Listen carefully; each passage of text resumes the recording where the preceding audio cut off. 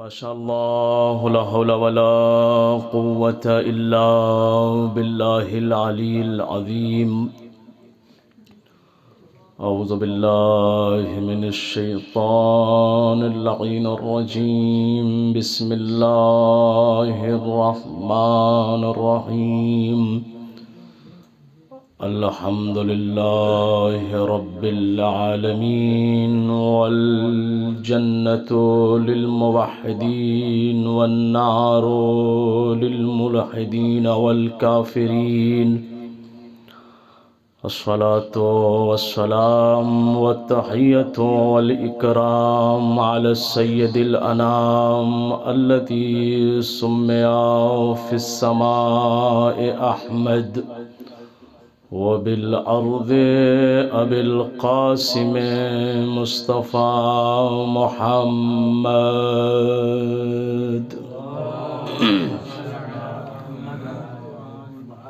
وعلى أهل بيته الطيبين الطاهرين المعصومين المظلومين الذين أذهب الله عنهم الرجس وطهرهم تطهيرا.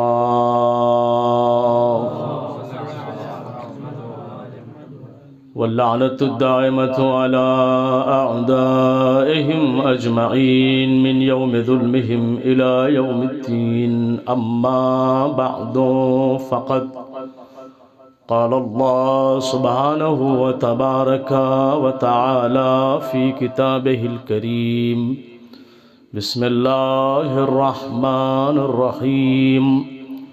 يا أيها الذين آمنوا كتب عليكم الصيام كما كتب على الذين من قبلكم لعلكم تتقون. صلوات پڑھیں بار محمد وآل محمد.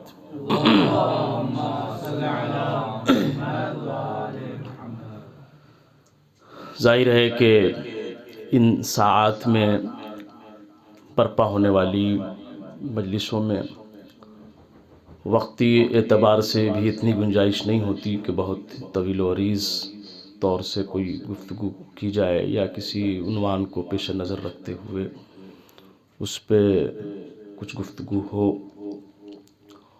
مگر یہ بات ہمیشہ کی طرح آج بھی مجھے کہنے میں کوئی گریز نہیں ہے کہ یہ ایام اور یہ ساعات کہ جس میں ہم اور آپ بیٹھ کر بعنوان مجلس ابا عبداللہ الحسین علیہ السلام ایک ذکر کو سماعت فرما رہے ہیں، یہ عظیم شرف ہے، چونکہ یہ جو ایام ہیں نہایت ہی عظیم اور فضائل سے بھرے ہوئے ہیں. قرآن مجید کی جس آیت کریمہ کو میں نے عنوان کلام قرار دیا، چونکہ اس مہینے میں قرآن کی تلاوت کا اپنا الگ ہی مقام ہے. یوں تو تلاوت قرآن انسان جب بھی کرے تب اس کے لیے باعث اجر و ثواب ہے، مگر ماہ مبارک رمضان میں میں نے اسی لیے قرآن مجید کی ایک آیت کریمہ کو عنوان قرار دیا. کوئی حدیث بھی پڑھ سکتا تھا، مگر تلاوت قرآن اور آیات قرآنی کے تلاوت کا ثواب الگ ہے. صاحبان ایمان، تمہارے لیے روزے ویسے ہی واجب اور فرض کر دیے گئے ہیں جیسے تم سے پہلے کی قوموں کے اوپر واجب تھے. لعلکم تتقون، اور شاید کہ تم صاحب تقوی بن سکو، تم میں لوگ پرہیزگار بن جائیں اس روزے کی برکت سے.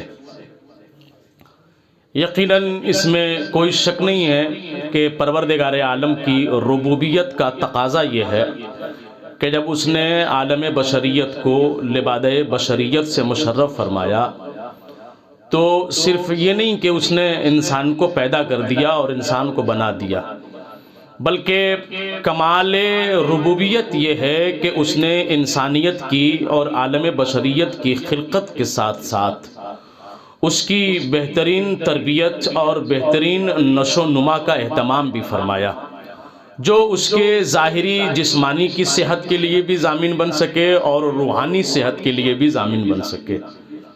یقیناً اس سے آپ سب کو بھی گریز نہیں ہے، اور یہ بات اظہر من الشمس ہے کہ جس پہ تبصرہ کرنا میں سمجھتا ہوں کہ زیادہ زیب بھی نہیں دے گا۔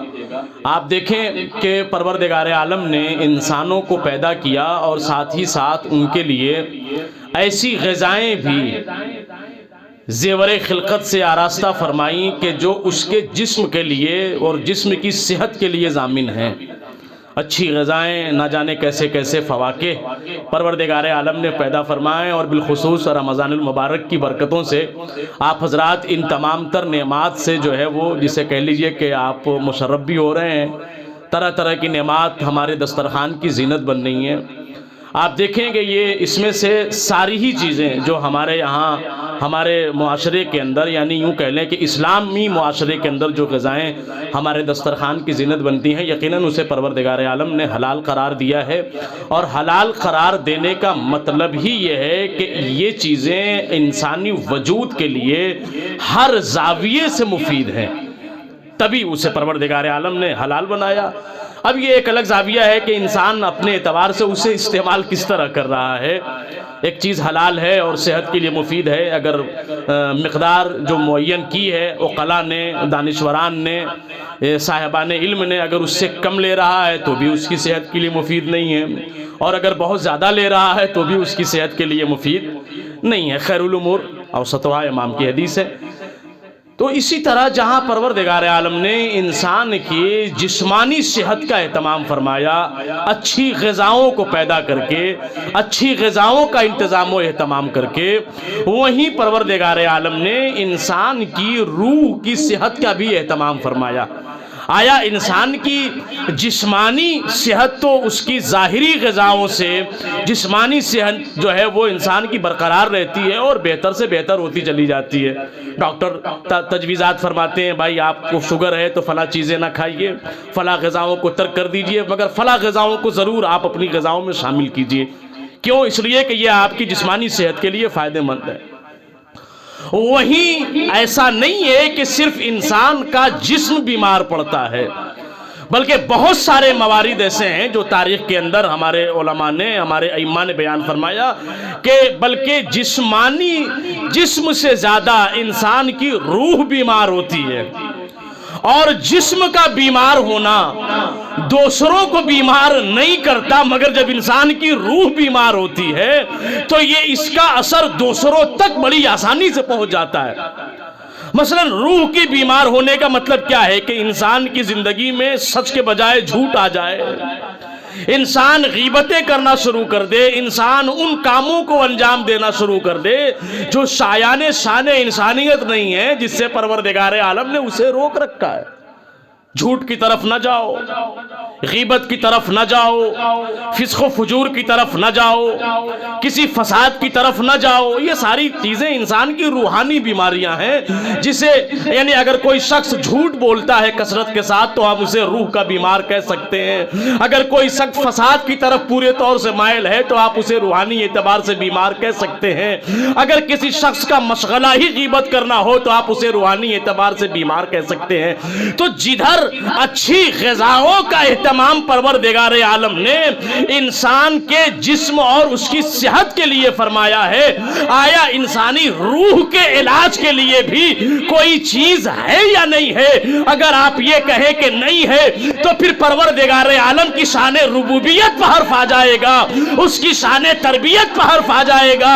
نہیں تو ہمیں ہمارے علماء نے اور ہمارے ائمہ نے بڑھ کے ہمیں سہارا دیا اور ہمیں بتایا کہ دیکھو جس طرح تمہارے لیے جسم کی صحت کا اہتمام پروردگار عالم نے فرمایا ہے، ویسے ہی تمہارے لیے تمہاری روح بھی اگر بیمار ہو جائے تو اس کی صحت مندی کا اہتمام فرمایا ہے۔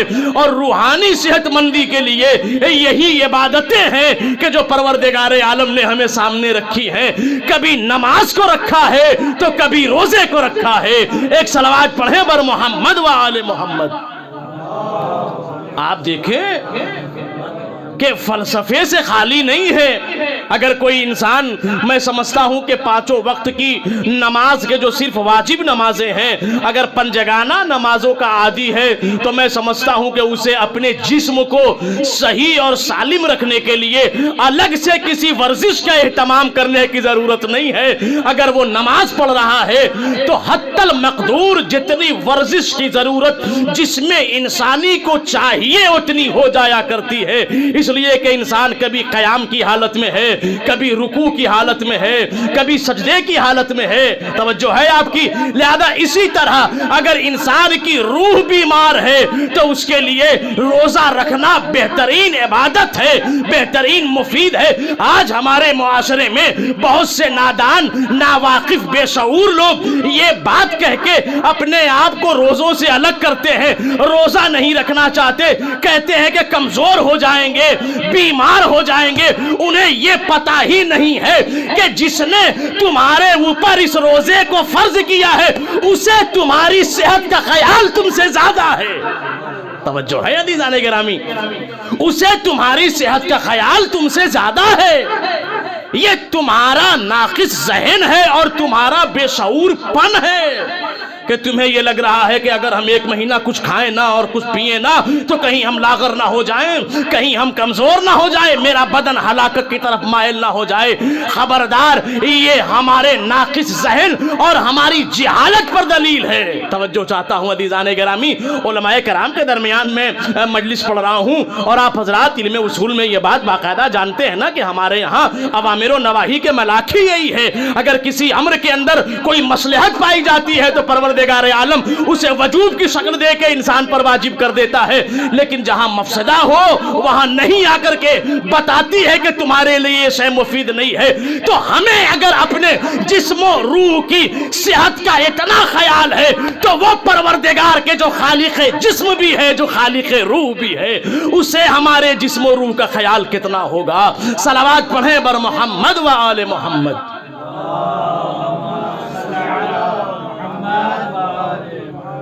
لہذا یہ خامخواہ کے چکر میں عالم انسانیت کو اور عالم بشریت کو پڑھنے کی ضرورت نہیں ہے۔ ہمارے لیے ایک خط ائمہ اطہار علیہ السلام نے کھینچا ہے اور انہوں نے بتایا ہے۔ اور آپ دیکھیں آج کل تو میڈیا کا زمانہ ہے، بہت ساری پوسٹیں فیس بک اور واٹس ایپ وغیرہ پہ گھومتی رہتی ہیں کہ اب آج کے جو حاذق اطباء ہیں، جو ڈاکٹرز ہیں، وہ کہتے ہیں کہ یہ جو ماہ مبارک رمضان میں اگر انسان پوری پابندی کے ساتھ جو ضوابط ہیں، جو طریقے ائمہ اطہار علیہ السلام نے بتائے ہیں، اور اس کے ساتھ افطار و سحور کا جو ضابطہ علی العموم دانشوروں نے دیا ہے، اگر اس کے مطابق انسان روزہ رکھ رہا ہے تو جو بیماریاں اس کے اندر ہوں گی وہ بیماریاں ختم ہوتی ہوئی نظر آئیں گی۔ اب انسان خود اپنے آپ کو مریضی سے قریب کر لے۔ مثال کے طور پہ اگرچہ کہ مثال صرف مثال ہے اور مثال میں کوئی مناقشہ نہیں ہوتا، ایک انسان دن بھر روزہ رکھ رہا ہے، اب اسے افطار کیا وقت آتے ہی یہ فکر لاحق ہو گئی کہ جتنا کچھ میں نے دن میں نہیں کھایا وہ سارا کچھ اب مجھے رات بھر میں کھا ڈالنا ہے۔ تو اب اگر وہ رات کی غذاؤں کے ساتھ دن کی قضا بھی ایڈ کرے تو آپ انصاف سے بتائیے اب وہ بیمار پڑے گا یا بیمار نہیں پڑے گا؟ لہذا اسلام نے جو ہمیں آئین دیا ہے، ہمارے معصومین علیہ السلام نے جو ہمیں آئین دیا ہے، جو دستور دیا ہے، جو قانون دیا ہے، اگر اس زاویے سے ہم روزہ رکھ رہے ہیں، اور ہمیں چاہیے بھی، ہم میں سے اکثر لوگ مبلغین ہیں، بہت سے ہو سکتا ہے اس سال نہ گئے ہوں ہندوستان یا پاکستان، اگلی سال جائیں گے، یہ باتیں لوگوں تک پہنچانی بھی چاہیے کہ بھائی تمہارے ذہن ناقص میں یہ بات ڈال کس نے دی ہے کہ روزہ انسان کو لاغر کرتا ہے؟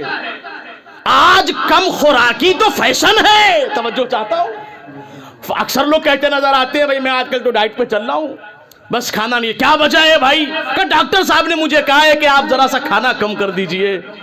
آج کے ڈاکٹر نے آپ کی جسمانی ضرورت کو بتا کر کے آپ سے آپ کا کھانا چھینا ہے، مگر پروردگار نے آپ سے آپ کا کھانا چھینا نہیں ہے بلکہ لیے آپ کو رحمت بنا دیا کہ دیکھو ماہ مبارک رمضان میں ہمارے بتائے ہوئے آئین کی پابندی کرو، تمہارا جسم بھی صحت مند رہے گا، تمہاری روح بھی صحت مند رہے گی۔ صلوات پڑھیں بر محمد و آل محمد۔ اگرچہ کہ یہ کنسپٹ ہے کہ جس کی طرف متوجہ ہونا چاہیے، اور بالخصوص ہمارا مذہب جعفری، فقہ جعفری، کہ ہمارے یہاں تو کوئی بات ایسی ہے ہی نہیں کہ جس کا تعلق عقل سے نہ ہو۔ بے عقلوں کا مذہب نہیں ہے ہمارا مذہب۔ ہمارے یہاں جو بھی چیزیں پائی جاتی ہیں حکم کی شکل میں، امر کی شکل میں، اس کے پیچھے بہت بڑی لاجک ہوتی ہے اور بڑا فلسفہ ہوتا ہے۔ یہ الگ بات ہے کہ ہم اسے نہیں جانتے۔ توجہ چاہتا ہوں عزیزان گرامی، آپ دیکھیں، میں اس مقام پہ ایک چھوٹی سی بات بہت پہلے میں نے کبھی بچپن میں جب انڈیا میں تھا کسی کتاب میں پڑھی تھی، کہ آپ دیکھیں کہ ہمارے یہاں جو چیزیں مستحب بن کر کے بھی آتی ہیں، واجبات کا درجہ تو بہت عظیم ہے اور بہت بڑا مرتبہ ہے، ترک واجب گناہ ہے، مگر ہمارے ہاں جو مستحبات ہیں، جو چیزیں سنت ہیں کہ جن کے کرنے پر ثواب ہے اور نہ کرنے پہ کوئی عذاب نہیں ہے، آپ دیکھیں تو اس کے پیچھے فلسفہ ہے۔ آپ دیکھیں، میں نے کبھی بہت پہلے کسی کتاب میں پڑھا تھا، اور اس کی ظاہری وجہ بھی یہ سمجھ میں آتی ہے۔ آپ دیکھیں کہ ہمارے ہاں جو وضو انجام دیے جاتے ہیں، اس میں کچھ چیزیں مستحب ہیں اور کچھ چیزیں واجب ہیں۔ آپ یہ بتائیں کہ اس میں مستحبات کی انجام دہی کا مرحلہ پہلے ہے یا واجبات کی انجام دہی کا مرحلہ پہلے ہے؟ آپ یہ کہیں گے بھائی پہلے مستحبات کو انجام دیتے ہیں اور اس کے بعد جو ہے وہ واجبات کو انجام دیتے ہیں۔ کیا کرتے ہیں؟ گٹے سے انگلیوں کے سرے تک پہلے ہاتھ دھلتے ہیں، گٹے سے لے کر کے جو مستحب ہے، اس کے بعد کلی کرتے ہیں، اس کے بعد ناک میں پانی ڈالتے ہیں۔ سبحان اللہ، کیا فلسفہ شریعت ہے! تو جسے پروردگار عالم واجب بنا رہا ہے اس کے پیچھے کتنا فلسفہ ہوگا۔ آپ دیکھیں کہ ہمارے یہاں پانی کی نجاست کے طے کرنے کے 3 پیمانے شریعت نے بتائے ہیں۔ اب آج کل تو بہرحال مشینری چیزیں ہیں، ممکن ہے اس کے ذریعے سے، مگر شریعت میں جو 3 چیزیں بتائی ہیں عموماً وہ 3 ہی چیزیں ہیں کہ پانی 3 طرح سے آپ کسی پانی کے اچھے اور اچھے نہ ہونے کو آپ پہچان سکتے ہیں کہ پانی صحیح ہے، قابل استخدام ہے یا قابل استخدام نہیں ہے، کہ اسے 3 طریقے سے پہچان سکتے ہیں۔ پہلی جو صورت اب شروعی کتاب میں ہمارے چھوٹے بھائیوں نے بھی ممکن ہے پڑھا ہو، وہ یہی ہے کہ پانی کا رنگ بدل جائے، یعنی رنگ اتنا بدل جائے کہ جو عموماً عام پانی کا، خالص پانی کا رنگ ہوتا ہے وہ رنگ نہ ہو۔ دوسرا یہ ہے کہ پانی کا ذائقہ بدل جائے، ہے نا، جو طعم پانی ہے، جو پانی کا عموماً ذائقہ ہوتا ہے وہ ذائقہ نہ ہو۔ تیسرا یہ ہے کہ پانی کے اندر بدبو پیدا ہو جائے۔ دیکھا آپ نے؟ اب یہ جو ہمیں حکم ہو رہا ہے مستحبات کے انجام دینے کے لیے، آپ سب بیٹھے ہیں اور میرے ساتھ دیکھیے، مشاہدہ کیجئے کہ آپ جب پانی لیتے ہیں داہنے ہاتھ میں اور لینے کے بعد آپ بائیں ہاتھ کو دھلتے ہیں، یا بائیں ہاتھ میں جب آپ پانی لیتے ہیں تو آپ کی نگاہ پانی پہ پڑتی ہے یا نہیں؟ کہا یہ ہماری آنکھ طے کرتی ہے کہ یہ پانی صحیح ہے، بھائی یہ پانی میں کوئی خطا نہیں ہے، صاف ستھرا پانی ہے، آپ اس سے اپنے گٹے کو دھل لیجئے۔ شریعت یہیں پر رکی نہیں، فلسفہ دین کا یہاں پر رکا نہیں۔ ہو سکتا ہے کہ آدمی کی قوت بینائی کام نہ کر رہی ہو، آنکھ صحیح نہ ہو تو وہ نہ دیکھ سکے، کہا کلی کریے۔ ہو سکتا ہے آپ کی جو قوت ذائقہ ہے وہ پکڑ لے کہ پانی کے اندر کچھ نقص ہے، عام پانی ایسا تو ہوتا نہیں ہے یہ جو میں نے منہ میں ڈالا۔ کہا ہو سکتا ہے کسی شخص کی اتنی عمر ہو گئی ہو، عموماً ہوتا ہے جب عمر 80 85 90 سال کے قریب آتی ہے تو وہ قوت ذائقہ بھی ویسی نہیں رہ جاتی۔ ہو سکتا ہے قوت شامہ کے ذریعے سے انسان جو ہے وہ اسے محسوس کر لے، ناک میں پانی ڈال لے۔ کہا اب جب یہ 3 جگہوں سے یہ طے ہو جائے کہ ہاں پانی بالکل ٹھیک ہے، استعمال کے لائق ہے، کہا اب آپ جو ہے واجبات کو انجام دیجئے۔ ایک فلسفہ ہے، ایک لاجک ہے جسے بہرحال تو ضروری نہیں ہے کہ ہر چیز ہمیں پتہ ہو، اسی لیے ہمیں کہا گیا ہے کہ بس ہمیں خداوند کریم اور ائمہ اطہار کے امر کی تعمیل کرنی ہے، ہمیں اس کے پیچھے نہیں جانا کہ یہ کیوں کہا جا رہا ہے۔ اس لیے کہنے والی ذات معصوم ہے، کہنے والی ذات اللہ کی ذات ہے۔ جب تمہیں اپنے وجود کے کامیابی اور صحت کی اتنی پرواہ ہے تو وہ پروردگار کے جو تمہارے وجود کا خالق ہے۔ ایک عام باپ کو اپنے بچوں کی صحت کی پرواہ ہوتی ہی نہیں ہوتی۔ مولانا اپنے بچے کو یہاں پہ لیے بیٹھے ہیں، خدا اس بچے کی زندگی دراز کرے، سلامت رکھے۔ ابھی ایک دم سے بڑھ کر کے یہ کوئی ایسا اسلحہ اٹھا لے کہ جو اس کے کام کا نہ ہو۔ آپ بتائیے اگر باشعور باپ ہوگا، باپ تو بہت دور کی بات ہے، جاننے والے اعزاء و اقارب میں سے، احباب میں سے، دوستوں میں سے، بیٹا یہ چاقو تمہارے لیے خطرے کی چیز ہے، چونکہ اسے اس کا استعمال نہیں پتا. توجہ ہے آپ کی؟ تو وہ پروردگار کہ جو 70 ماؤں سے زیادہ اپنے بندوں سے محبت کرنے والا ہے، اسے اپنے بندوں کی فکر کتنی ہوگی. لہذا عزیزان گرامی، بس دامن وقت میں گنجائش نہیں ہے، میں ختم کر رہا ہوں. تو پروردگار عالم نے یہ جو ماہ مبارک رمضان اور جسے ہم نے درک کیا، خداوند کریم نے ہمیں حیات جیسی نعمت بخشی. یقیناً بس 2 فقرے کہ جسے خود رسول اسلام صلی اللہ علیہ وآلہ وسلم نے خطبہ شعبانیہ کے اندر بیان فرمایا کہ یہ مہینہ وہ مہینہ ہے کہ جس کے اندر تمہارا سانس لینا بھی عبادت ہے. انفاسکم فیہ عبادہ ودعاؤکم فیہ مستجاب. آپ دیکھیں کہ یہ وہ ماہ مبارک رمضان ہے کہ جس کے اندر ہماری دعائیں مستجاب ہیں. زبان پیغمبر کہہ رہی ہے نا کہ مستجاب ہیں. اب ہمیں کسی اور فصل و شہر کی تلاش کی ضرورت نہیں ہے. اگر ہمیں اپنے گناہوں کو بخشوانا ہے تو یہ مہینہ اس کے لیے کافی ہے. اور اگر دیکھا جائے تو یوں تو ہر مہینہ اللہ کا مہینہ ہے، ہر مہینہ دعاؤں کا مہینہ ہے، ہر مہینہ تلاوت قرآن کا مہینہ ہے. عزیزان گرامی، اور دیکھیں کہ ہمیں تمام تر چیزوں کی طرف صرف زبان سے ہی نہیں بلکہ اپنے عمل سے بھی اہل بیت علیہم الصلوۃ والسلام نے متوجہ فرمایا ہے. امام حسین علیہ الصلوۃ والسلام کا ذکر بالخصوص وقت افطار ایک مومن کو ضرور کرنا چاہیے. اور یہ جو ابھی کے روزے ہیں، یہ جو ابھی کا موسم ہے، یہ موسم تو پھر بھی بہت غنیمت ہے. موسم گرما میں بھی، شدید موسم میں بھی جب ہم روزے سے رہتے ہیں تو ہمیں اس بات کا یقین ہوتا ہے نا کہ جب وقت افطار ہوگا تو میرے سامنے طرح طرح کی غذائیں مہیا ہوں گی. مگر سلام ہو حسین ابن علی کے اوپر کہ جنہوں نے عالم انسانیت کو ہر کامیابی و کامرانی کا درس دیا، کہ جن کی زندگی کا امتیاز ہی یہی تھا کہ وہ خدا کے نمائندہ خاص بن کے بشریت کے نشو و نما اور بشریت کے معاشرے کو صحت مند بنانے کے لیے آئے تھے. مگر آپ دیکھیں کہ دنیا نے ان کے ساتھ کیسا برتاؤ کیا. اللہ اکبر، اللہ اکبر. خدا کوئی غم نہ دے سوائے غم اہل بیت علیہم الصلوۃ والسلام کے.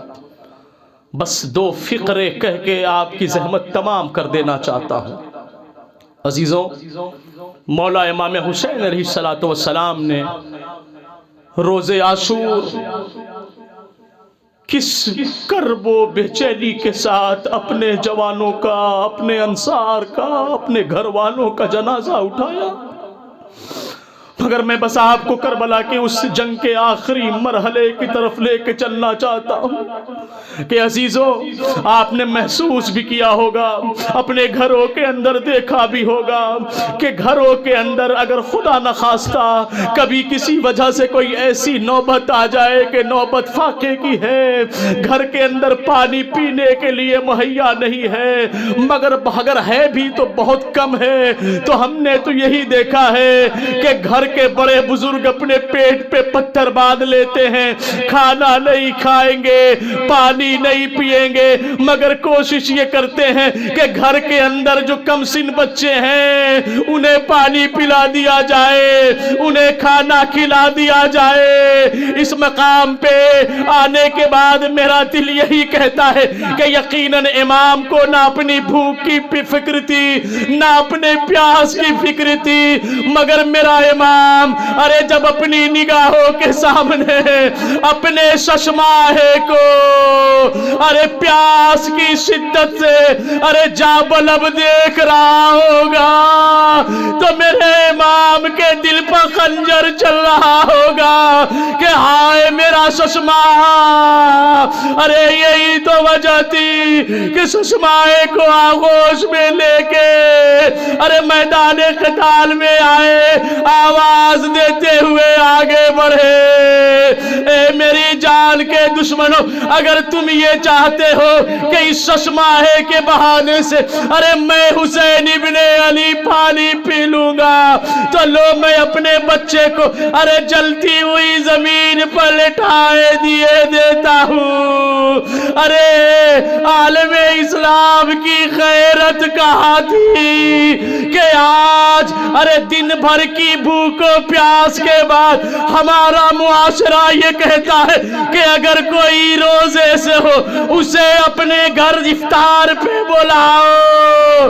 ارے حسین کا چشمہ پیاسا تھا مگر کوئی پانی لے کے آگے نہ بڑھا، پانی کے بدلے ارے تیرے سے شعبہ گلوے علی اصغر پر چلا، بچہ باپ کے ہاتھوں پر منقلب ہو گیا۔